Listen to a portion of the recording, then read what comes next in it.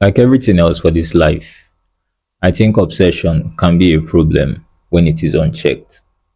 But I also think that it gets too much of a bad rap. We don't talk enough about how a lot of great things that we enjoy in life today, a lot of great things that we, you know, are grateful for or we appreciate in life today come from a kind of obsessive fixation, that strong emotional connection to one idea as we try almost endlessly to turn them into something tangible where other people feel see, feel, or feel experience. You know, that are usually what they take to create anything remarkable, anything meaningful. And I feel like say the important question need to be how much obsession is too much.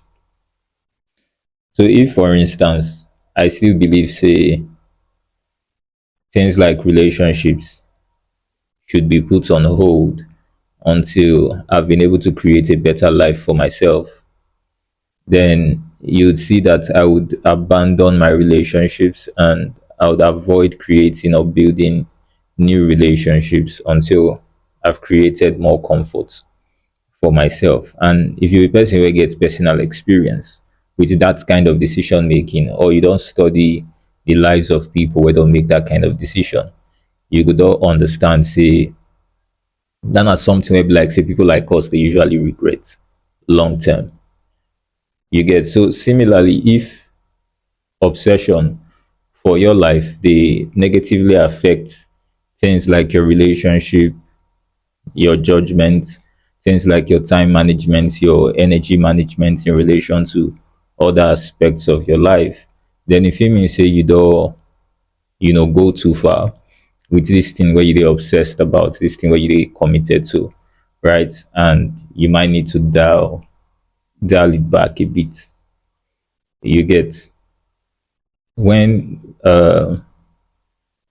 this thing they beneficial, like the benefits of obsession.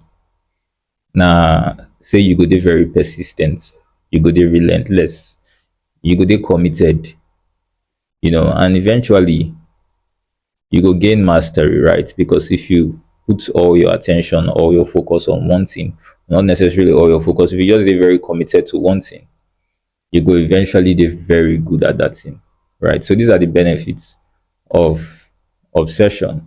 But on the flip side, if you begin to notice, say, you they dey more and more narrow minded so that they feel they see beyond this one thing anymore.